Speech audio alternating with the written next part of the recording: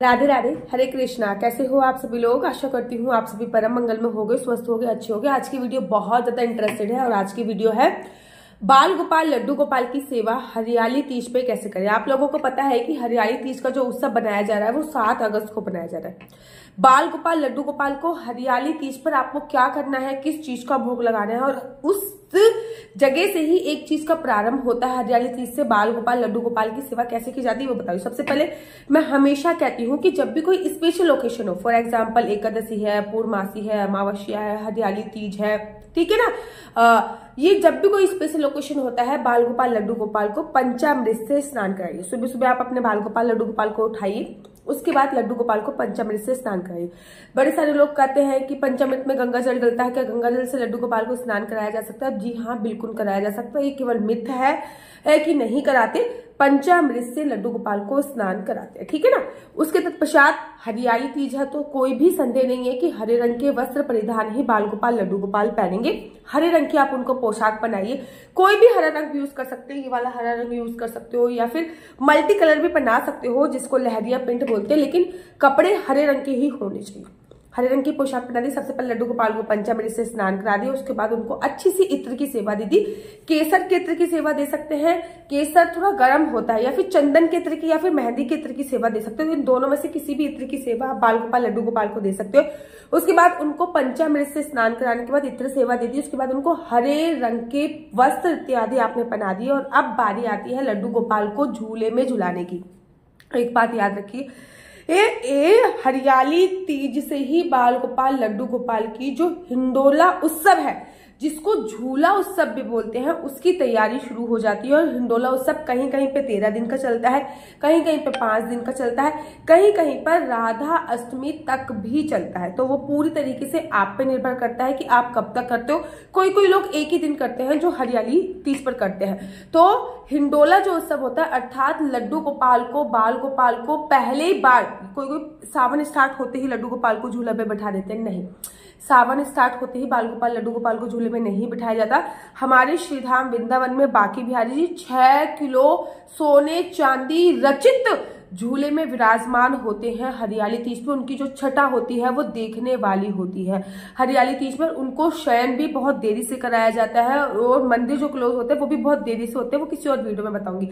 तो हरियाली तीज पर अपने बाल गोपाल लड्डू गोपाल का झूला लेके आइए। अगर घर पे है तो उसको अच्छी तरीके से सजा लीजिए। सजाना इन द सेंस, हरियाली तीज है तो हरी हरी चीजों से सजा लीजिए, जिसके फूल से सजा लिया, पत्तों से सजा लिया, ठीक है ना। हरी हरी चीज से बाल गोपाल लड्डू गोपाल का झूला सजा लीजिए और उसके बाद लड्डू गोपाल को झूले पे विराजमान आप लोगों को करना है। झूले पे विराजमान करके लड्डू गोपाल की आरती कर सकते हैं, लेकिन लड्डू गोपाल को भोग आपको झूले पे विराजमान होकर नहीं किया जाता। याद रखिए, लड्डू गोपाल को जब भी आप भोग लगाते हो तो आपको उनको झूले से उतारना होता है। याद रखिए, जब भी आप लड्डू गोपाल की आरती करते हो तो आप झूले पे कर सकते हो। हाँ, झूले पे कभी भी ना तो पानी का भोग लगाया जाता है, ना ही खाना इत्यादि का भोग लगाया जा सकता है। उसके बाद बाल गोपाल लड्डू गोपाल को आपको भोग में क्या देना है? हरियाली तीज है, इस दिन आपको घेवर का भोग देना है। हरियाली तीज है, इस दिन आपको फैनी का भोग देना है। जवे बनाने हैं, या फिर कोई आप हाथ से निर्मित हरे रंग की चीज बना सकते हो तो बहुत सर्वोत्तम है, ठीक है ना। जैसे कि कोफ्ते वगैरह हो गए ग्रीन कलर के, हरे रंग की कोई भी चीज आप बना सकते हो, वो पूरी तरीके से आप पे निर्भर है।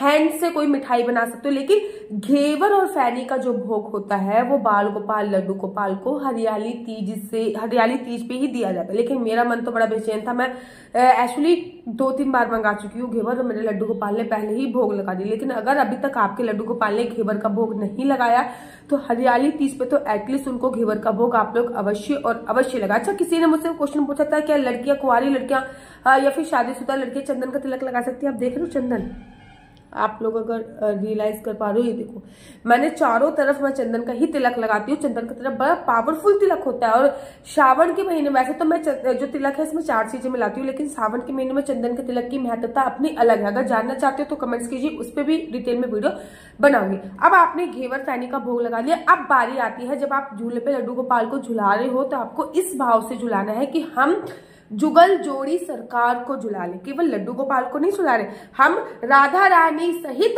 अपने बाल गोपाल लड्डू गोपाल को झुला रहे। ये भाव आपके मन में आना चाहिए। साथ ही के साथ जब आप लड्डू गोपाल को शयन कराओगे, ठीक है ना, शयन के बारे में बताती हूँ। जब आप लड्डू गोपाल को शयन करेंगे तो याद रखिए हरियाली तीज वाले दिन आपको लड्डू गोपाल को पिंक कलर के अर्थात गुलाबी कलर के सैया पर शयन कराना होता है। मतलब जो बिस्तर होना चाहिए वो गुलाबी कलर का होना चाहिए। कुछ एक मिनट के पास एग्जाम्पल के लिए ये जो कलर है ना पिंक कलर, इस कलर की सैया होनी चाहिए, मतलब गुलाबी कलर का बिस्तर होना चाहिए। अगर अभी मैं ये वीडियो बना रही हूँ, अगर सामान नहीं है तो जाके लेके आप आ जाइए। लड्डू गोपाल को इस दिन श्रृंगार का सामान भी समर्पित करना चाहिए। आप कहोगे दीदी लड्डू गोपाल को श्रृंगार का सामान ये कहाँ लिखा है? बात ऐसी है कि इस लड्डू गोपाल कन्हैया जी का ही अवतार है और कन्हैया जी विष्णु भगवान का ही अवतार है। कन्हैया जी इस दिन राधा रानी का श्रृंगार करते हैं, तो हमें लड्डू गोपाल को श्रृंगार का सामान समर्पित करना चाहिए। अनंत गुना फलों की प्राप्ति इससे हमें बोलती है। साथ ही के साथ वो श्रृंगार का सामान आप उनको समर्पित करके खुद भी यूज कर सकते हैं। वो श्रृंगार का सामान समर्पित करने से आपकी सुहाग की आयु बढ़ती है। श्रृंगार का सामान समर्पित करने से कहते हैं वो श्रृंगार का सामान स्वयं लड्डू गोपाल राधा रानी का श्रृंगार करते हैं, तो वो राधा रानी का आशीर्वाद और बांके बिहारी का आशीर्वाद और लड्डू गोपाल का आशीर्वाद उस सुहाग के सामान में आ जाता है।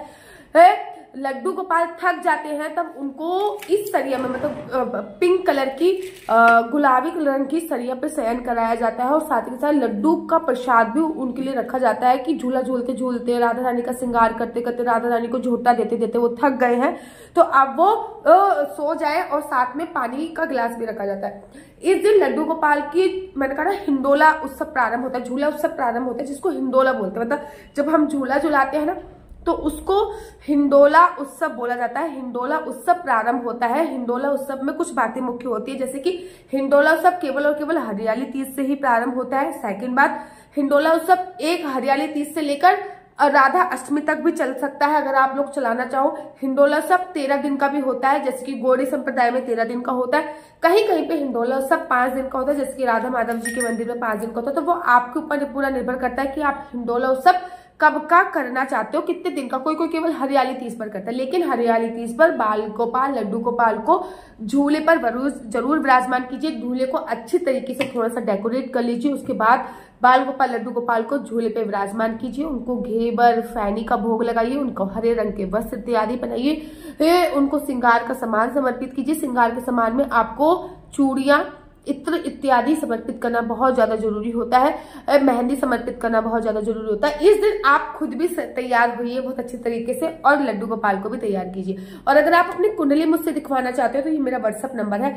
आपके बच्चे का फ्यूचर क्या होने वाला है, अर्थात आपका बच्चा कौन सी साइड लेगा, साइंस साइड लेगा या फिर आर्ट साइड लेगा, आपके बच्चा बिजनेस करेगा या जॉब करेगा, आपके हस्बैंड का अगर बिजनेस नहीं चल रहा है, आपके हस्बैंड को बिजनेस करना है या जॉब करना है, किस फील्ड में जाना है, किस लाइन में जाना है, ये सभी जानकारी मैं आपको कुंडली के माध्यम से देती हूँ। आपका विवाह कब होने वाला है, संतान की अगर प्राप्ति करना चाहते हो तो कब करें, किसी भी इंपॉर्टेंट चीज का मुहूर्त निकलवाना चाहते हो तो कुंडली में राजयोग है या नहीं, अगर राजयोग है तो कौन सा राजयोग है और वो कब एक्टिव होगा। ये नहीं कि राजयोग है एक्टिव भी तो होना चाहिए ना, और कौन सा राजयोग है। राजयोग अलग अलग प्रकार के होते हैं। आपका लकी नंबर, लकी कलर, ये सभी जानकारी मैं कुंडली के माध्यम से देती हूँ, लेकिन ये फ्री नहीं है, इसके थोड़े से चार्ज है। ये जो मेरा नंबर दिया हुआ है इस पे आप संपर्क कीजिए कि आपके बच्चे का कौन सा ग्रह नीच भाव का है, कौन सा ग्रह उच्च भाव का, ये सभी जानकारी मैं आपको फोन के माध्यम से दूंगी। आप मुझे व्हाट्सअप करेंगे और उसके बाद मैं आपको फोन करके डेट ऑफ बर्थ के माध्यम से, केवल आपको डेट ऑफ बर्थ पता होनी चाहिए, उसके माध्यम से मैं आपको सारी जानकारी दूंगी, ठीक है ना। लेकिन ये फ्री नहीं है, इसके थोड़े से चार्ज है। आशा करती हूँ आपको मेरी वीडियो अच्छी लगती होगी। अगर आपको मेरी वीडियो अच्छी लगती है तो आप अपना यूट्यूब चैनल हरि बोल को लाइक से सब्सक्राइब करना बिल्कुल भी मत भूलिए। तब तक के लिए मुझे दीजिए इजाजत। राधे राधे, हरे कृष्णा, हरि बोल।